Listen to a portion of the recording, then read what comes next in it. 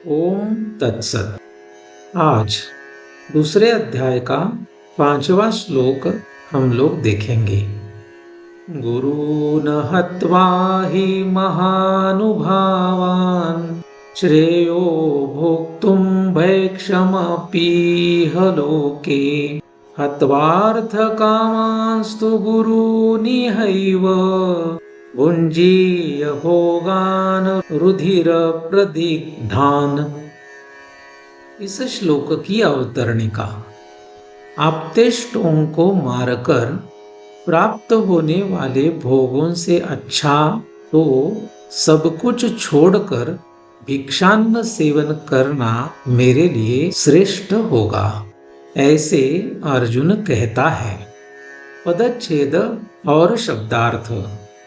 गुरून् गुरुजनों को, अहत्वा न मारकर, ही क्योंकि, महानुभावान महानुभावों को, श्रेयः श्रेयस्कर, भोक्तुम खाने के लिए, भैक्ष्यम भिक्षान्न को, अपि भी, इह इस, लोके लोक में, हत्वा मारकर, अर्थ कामान अर्थ और काम इनको, तू लेकिन, गुरून् गुरुजनों को, इह यहाँ, एव ही, भुंजीय भोगूंगा भोगान भोगों को, रुधिर प्रदिग्धान रक्त से लथपथ को। अन्वय। महानुभावान गुरून् अहत्वा इह लोके भैक्षम अपि भोक्तुम श्रेयः। तु गुरून् हत्वा इह एव रुधिर प्रदिग्धान अर्थकामान भोगान भुंजीय। इस श्लोक में विसर्ग नियम से श्रेयः इस शब्द के विसर्ग के बाद अवसान आने के कारण श्रेय इस शब्द के बाद विसर्ग वैसा ही रहेगा। अन्वयार्थ। महानुभाव गुरुजनों को न मारकर इस लोक में भिक्षान्न को भी खाने के लिए श्रेयस्कर, क्योंकि गुरुजनों को मारकर यहाँ ही रक्त से लथपथ अर्थ और काम इन भोगों को भोगूंगा। सरलार्थ।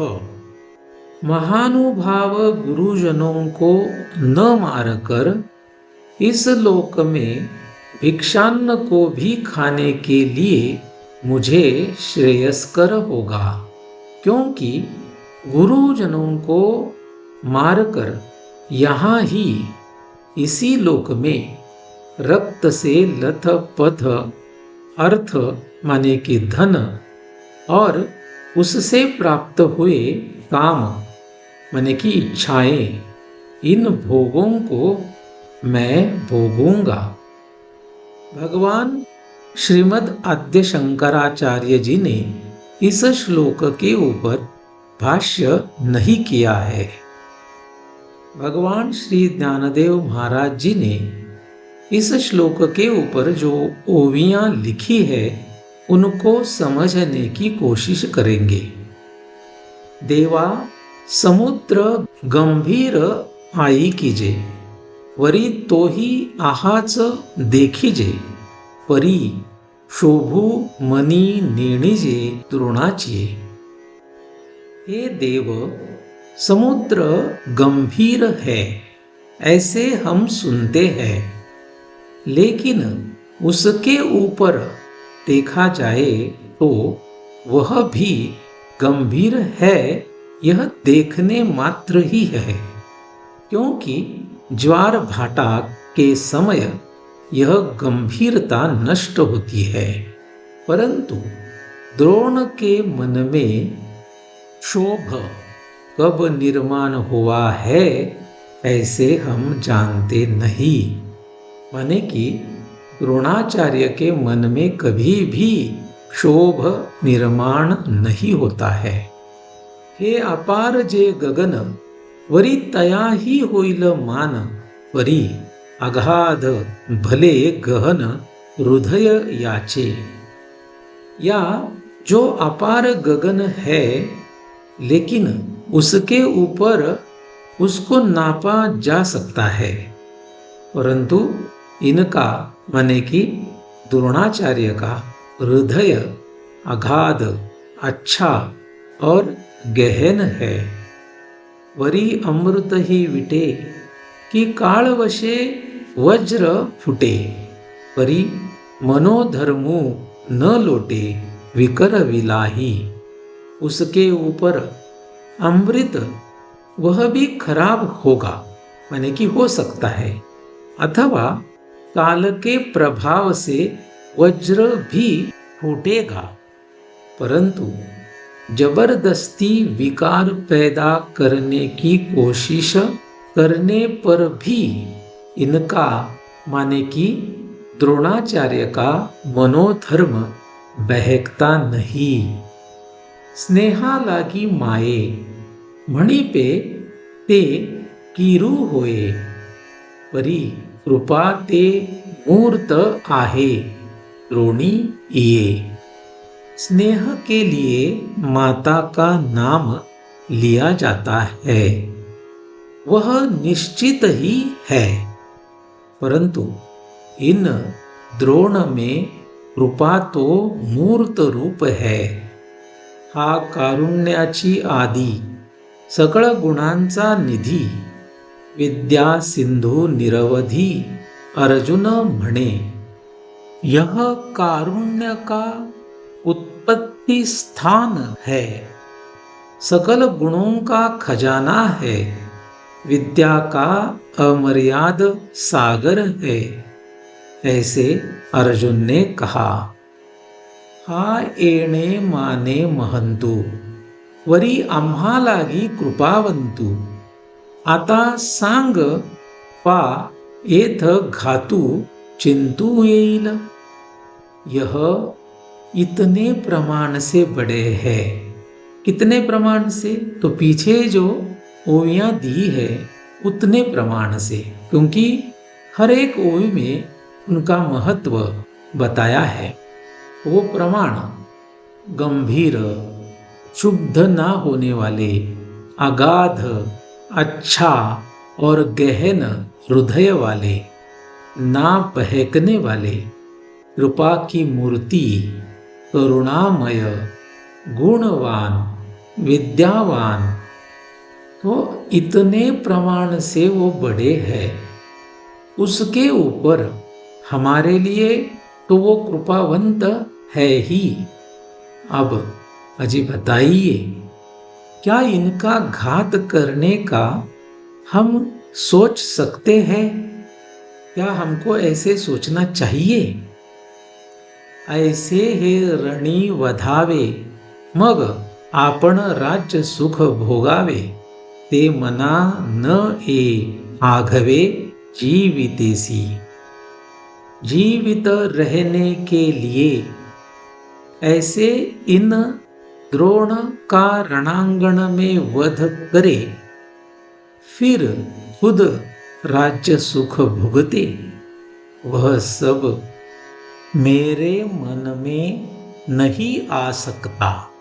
हे येणे माने दुर्भर, जे याही हुनी भोग सधर, ते असतु एथवर भिक्षा मागता भली। यह इस प्रकार से बहुत ही कठिन है, और जो इससे भी कठोर, वह भोग भोगना होगा। वह रहने दीजिए, इसके ऊपर भिक्षा मांगने में भलाई है। ना तरी देश त्यागे जाईजे, का गिरी कंदर सेविजे, परी शस्त्र आता न धरीजे यानवरी। नहीं तो देश त्याग करके जाना चाहिए या गिरी कंदर का सेवन करना चाहिए, लेकिन अब इनके ऊपर शस्त्र नहीं पकड़ेंगे। देवा नवनिशती शरी वावरोनी यांच्या जिव्हारी भोग गिवसावे रुधिरी बुडाले जे। हे देव, क्या नई धार लगाए बाणों से इनके कलेजे पर घूमकर रक्त में डूबे जो भोग है उनको हम ढूंढे। ते काढूनी काय किजती लिप्त केवी सेविजती मज नये हे उपपत्ती याची लागी। वे रक्त से डूबे हुए भोग ऊपर निकाल कर क्या करें। पाप से लिप्त हुए वे भोग क्यों सेवन करें। इसीलिए मुझे यह युद्ध का हेतु भाता ही नहीं है। ऐसे अर्जुन तिये अवसरी म्हणे श्री कृष्णा अवधारी। परी ते मना नयेची मुरारी आई कोनिया। ऐसे अर्जुन उस समय बोला, हे श्री कृष्ण अवधान दीजिए। परंतु सुनकर भी मुरारी माने कि मुरा नामक राक्षस के शत्रु श्री कृष्ण, उनके मन में वह आया ही नहीं। माने ऐसे अर्जुन को लगा कि वह उन्होंने सुना ही नहीं है। हे जाणोनी पार्थू बिहाला मग पुनरपी बोलू लागला। म्हणे देवो का चित्त या बोला देती चिना। यह जानकर पार्थ डर गया। फिर मेरे इस बोलने के ऊपर देव चित्त माने कि ध्यान क्यों नहीं दे रहे हैं, यह सोचकर वह पुनरपि बोलने लगा। वह अगले श्लोकों में कहा जाएगा। तो आज के लिए बस इतना ही। ओम तत्सत।